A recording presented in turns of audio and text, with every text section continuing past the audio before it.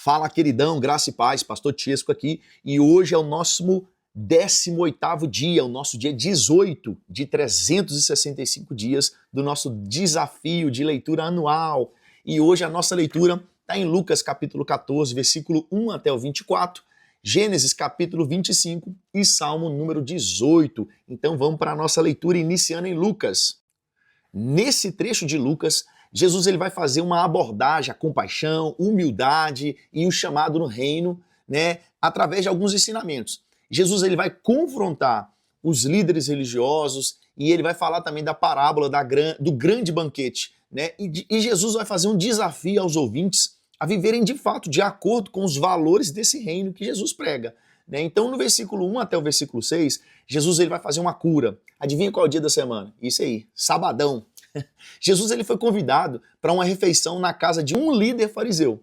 E lá Jesus estava sendo observado. Porque esses caras, eles queriam estar perto de Jesus, não porque eles admiravam Jesus, é porque eles queriam pegar Jesus em algum problema, em alguma coisa que Jesus falasse contra a lei de Moisés. Então eles ficavam observando Jesus.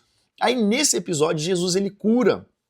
Ele vê um homem que era, a Bíblia vai falar aqui no versículo 2 que ele era hidrópico. O que era o hidrópico? Era um inchaço, por acúmulo de líquido. Ou, em outras palavras, era um homem que tinha retenção de líquido.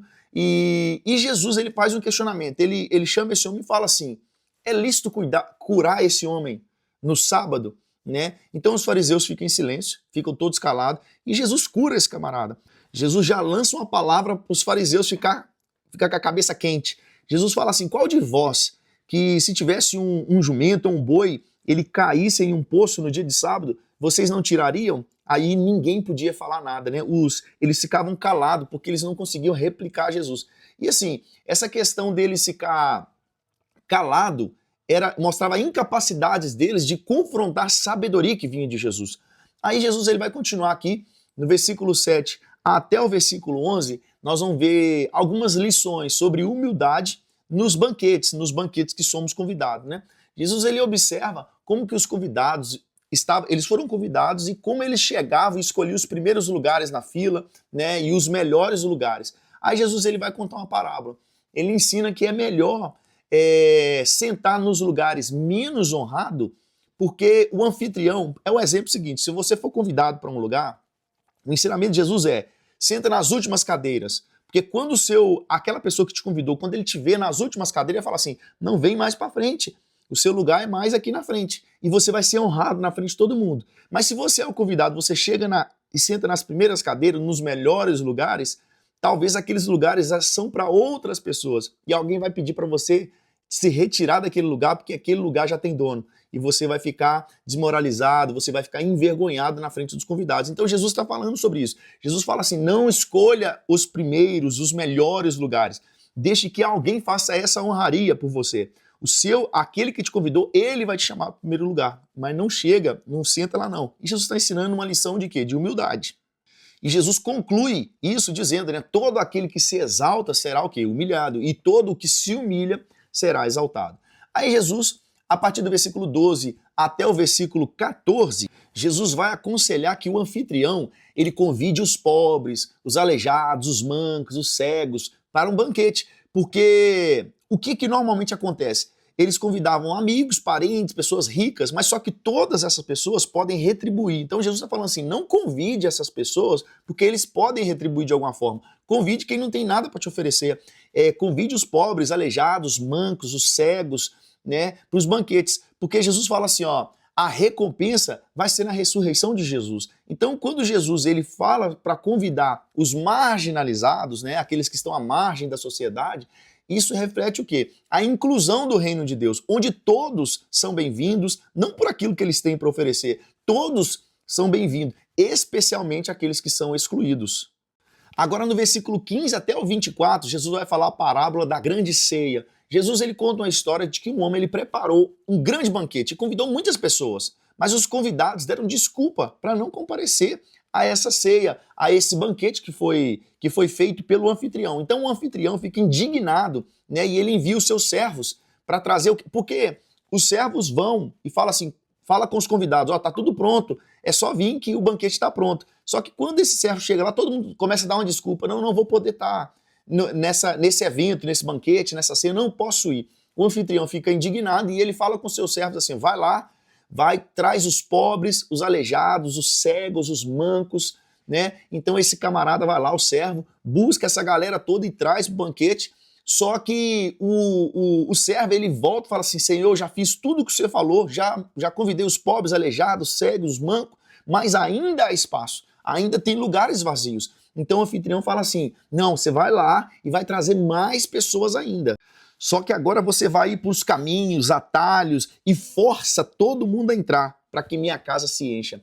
Aí Jesus ele conclui essa parábola dizendo que nenhum daqueles primeiros convidados que deram desculpa para não estar presente, nenhum deles iriam desfrutar esse banquete. Cara, a gente vai ver esses primeiros convidados, eles deram desculpas, né, porque eles priorizaram as propriedades, os negócios, os relacionamentos deles, e isso representa, né, aqueles que rejeitam quem? Rejeitam o reino de Deus. E quando o anfitrião fala assim, ó, vai lá e busca os excluídos, os marginalizados, quem são eles? São os gentios, né, que eles entram no reino, eles são inseridos no reino após a rejeição dos primeiros convidados. Então, cara, a gente tem um ensinamento aqui, né, as pessoas, elas rejeitaram o reino por coisas passageiras, né, e só que as consequências dessas coisas passageiras é algo eterno. Então, Jesus está falando assim, ó, nenhum daqueles que rejeitaram, eles vão participar do meu banquete. Agora nós vamos para Gênesis capítulo 25. Em Gênesis capítulo 25, nós vamos ver que esse trecho apresenta os últimos anos da vida de Abraão, vai mostrar a morte de Abraão, vai falar sobre a genealogia de Ismael e dá início à história de Jacó e de Esaú, que eram os filhos de Isaac e Rebeca. Esse capítulo 25 ele é muito importante, que ele faz uma transição na narrativa bíblica. Agora muda tudo, né? Então, do versículo 1 até o versículo 11, vai falar dos últimos anos de Abraão e da morte de Abraão. Após a morte de Sara, né, Abraão ele se casou novamente com Quetura e ela lhe deu mais 6 filhos. Né? Mesmo tendo outros filhos, Abraão dá tudo o que ele possuía para quem? Para Isaac. E ele envia os filhos, né, das suas concubinas para longe. Abraão, ele morre então com 175 anos e ele é sepultado na caverna de Macpela, ao lado de Sara. Vocês lembram que no capítulo 23 ele comprou essa terra, né? Então ele foi enterrado lá e após a sua morte, Deus continuou abençoando a Isaac. Uma curiosidade aqui é que a Bíblia vai falar para nós no versículo 9 que Ismael e Isaac enterraram Abraão juntos, né? Isso pode ser interpretado como sinal de que, apesar que a família teve tensões, né, anteriores entre Agar e Sara, eles, Ismael e Isaac, não estavam em conflito direto naquele momento, né? Então, e essa ação ainda deles estarem junto no sepultamento do pai demonstra o quê? Um respeito mútuo, né, pela história, da história de Abraão. Então, eles enterram o seu pai junto, mostra que eles não eram inimigos. Aí, a partir do versículo 12 até o 18, a gente vai ver a genealogia de quem? De Ismael. Né? A linhagem de Ismael ela é registrada, cumprindo a promessa que Deus tinha feito, que ele seria o pai de Ismael, sairia, né? Nasceriam 12 príncipes. E fala também da morte de Ismael. Ismael viveu até 137 anos e morreu perto de seus parentes. Né? Então, os 12 príncipes, né, da descendência de Ismael reflete o quê? A promessa que Deus tinha feito em Gênesis capítulo 17, 20, mostrando que Deus também abençoou Ismael. Agora, a partir do versículo 19 até o versículo 26, vai falar sobre o nascimento de Jacó e Esaú. Isaac, ele ora a Deus, porque Rebeca, sua esposa, ela era o quê? Ela era estéril, né? E Deus responde e permitiu que ela ficasse grávida e ela teve gêmeos. Ela ficou grávida de gêmeos e quando no momento da gravidez, ela sentiu que os bebês meio que estavam em uma batalha dentro do seu ventre. Aí Deus fala para ela assim, ó, do seu ventre nascerão 2 nações. Tem 2 nações dentro do seu ventre. Não é só 2 filhos, é 2 nações. E Deus fala assim, o mais velho vai servir o mais novo. Então, Esaú ele nasce primeiro, ele sendo o mais velho, seguido de quem? Seguido de Jacó. E a Bíblia relata para nós que Jacó ele nasceu segurando o calcanhar de Esaú. Dentro disso, do significado do nome Jacó, tem até uma curiosidade. A gente vê inúmeros pregadores aí ao longo da história falando que o nome Jacó significa o quê? Enganador, trapaceador. E na verdade isso não é a realidade. O nome Jacó, o significado é aquele que segura ou aquele que agarra o calcanhar. Então, quando a gente fala assim, é correto eu falar que o nome Jacó significa enganador? Não. Isso não é o significado do nome. Se a gente for ver assim, o contexto da história de Jacó, sim, ele foi enganador, ele usurpou, né? Ele fez muitas coisas erradas, mas isso não dá o significado ao nome dele. O nome dele significa aquele que agarra ao calcanhar, ou aquele que segura ao calcanhar. Isso é o significado do nome de Jacó. Aí agora, a partir do versículo 27 até o 34, a gente vai ver aqui a história onde Esaú ele vende o seu direito de primogenitura para Jacó. Esaú ele era o quê? Ele era caçador, era um perito em caça, e a Bíblia vai até falar para nós que Isaac ele meio que tinha uma preferência por Esaú por causa disso, porque Isaac ele gostava de caça. E a Bíblia vai falar que Jacó ele era um varão mais simples, né? E Rebeca é quem tinha essa simpatia maior por Jacó, porque Jacó era um cara mais caseiro, né? Então Esaú, que era um caçador, ele retorna, né, de uma caça muito faminto, né? E quando ele chega lá, Jacó estava cozinhando um prato de guisado, né? Então Esaú ele chega e fala assim: me dá deixa eu comer esse prato de guisado que você está fazendo assim. Aí Jacó fala assim: cara, eu te dou, mas eu exijo que antes de te dar comida, você faça um juramento e me dê o seu direito de primogenitura em troca desse prato. Então, Esaú ele faz até um exagero, né? Ah, eu tô morrendo, o que vai valer para mim essa primogenitura se eu estiver morto? Né? Um exagero, né? Então, aí Esaú ele faz um juramento de que venderia o direito de primogenitura para Jacó, e ele faz esse juramento para Jacó antes que Jacó dê para ele a comida. Então, a Bíblia vai dizer que Esaú desprezou o seu direito de primogenitura com esse ato. Lembrando que o direito de primogenitura incluía uma porção dobrada da herança do pai e a liderança familiar estava sobre o primogênito. E Esaú ele desprezou tudo isso. E uma curiosidade, no versículo 30, quando fala de um guisado que era vermelho, né? Aí fala que Esaú também ele é chamado de Edom. Edom significa vermelho, que era associado àquele evento. Era como se as pessoas no futuro olhassem para Esaú e falassem assim: ah lá o Edomita lá, o Edom, era caçoando dele porque ele trocou o direito de primogenitura por um guisado vermelho. Então Edom significava vermelho. Quando eles chamavam Esaú de Edom ou Edomita, era fazendo associação que Esaú abriu mão da sua primogenitura por causa de um guisado vermelho. Então, a partir daí, nós vamos agora para Salmo número 18. Agora, no Salmo de número 18, que é também um salmo atribuído a Davi, é um cântico de louvor pela vitória sobre os seus inimigos, e também Davi está se alegrando em Deus proteger a vida de Davi, né? Davi ele celebra Deus como refúgio, como sustentador, como libertador. No meio de quê? No meio das dificuldades, Davi ele reconhece Deus e ele louva a Deus porque Deus tem cuidado dele, né? Este salmo também ele é repetido em 2 Samuel capítulo 22, mas a gente vai ver algumas variações lá, mas ele é repetido lá.